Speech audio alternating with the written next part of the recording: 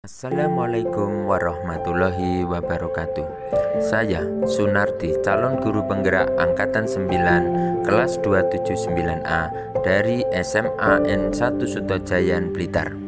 Kali ini saya akan memaparkan demonstrasi konseptual tentang filosofis pendidikan Ki Hajar Dewantara.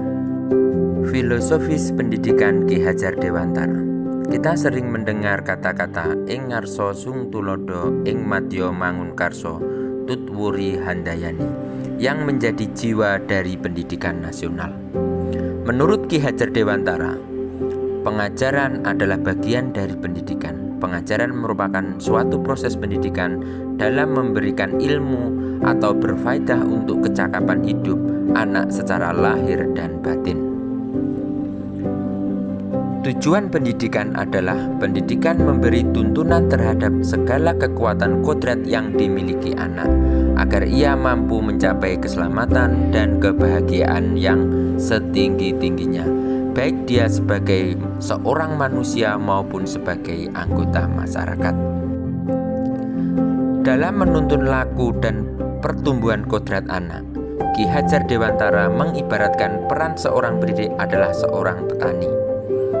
Anak-anak itu seperti biji tumbuhan yang disemai dan ditanam oleh Pak Tani. Seorang petani yang menanam padi misalnya, hanya dapat menuntun tumbuhnya padi. Ia dapat memperbaiki kondisi tanah, memelihara tanaman padi, memberi pupuk, air, membasmi ulat dan jamur yang mengganggu hidup tanaman padi tersebut. Meskipun pertumbuhan tanaman pada dapat diperbaiki, tetapi ia tidak dapat mengganti kodrat dan irodatnya padi.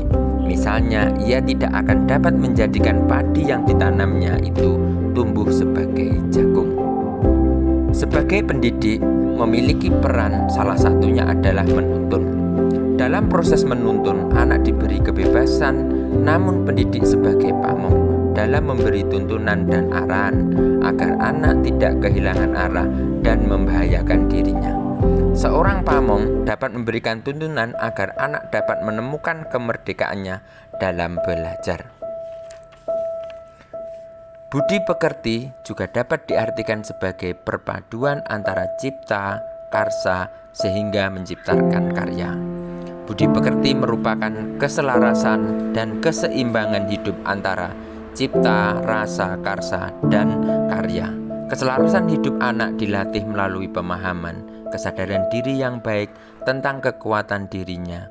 Kemudian dilatih mengelola diri agar mampu memiliki kesadaran sosial, bahwa ia tidak hidup sendiri dalam relasi sosial, sehingga ketika membuat sebuah keputusan yang bertanggung jawab dalam kemerdekaan dirinya dan kemerdekaan orang lain. Pendidikan menciptakan ruang bagi murid untuk tumbuh secara utuh agar mampu memuliakan dirinya dan orang lain dan menjadi mandiri. Kekuatan diri yang dimiliki menuntun murid menjadi cakap mengatur hidupnya dengan tanpa terperintah oleh orang lain. Implementasi di sekolah. Pertama kali harus kita ingat bahwa pendidikan itu hanya suatu tuntunan di dalam hidup tumbuhnya anak-anak kita. Artinya bahwa hidup tumbuhnya anak itu terletak di luar pendidikan anak. Sejatinya menuntut anak mencapai kekuatan kodratnya sesuai dengan alam dan zamannya. Bila melihat kodrat zaman, pendidikan saat ini menekankan pada kemampuan anak untuk memiliki keterampilan di abad 21, pengaplikasian teknologi dalam peningkatan kualitas pendidikan.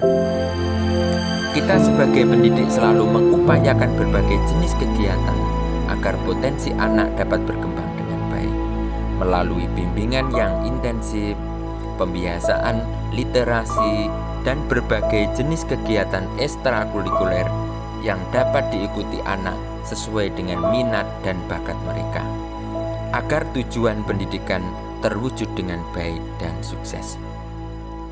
Demikian yang dapat saya sampaikan. Terima kasih. Salam sehat dan bahagia.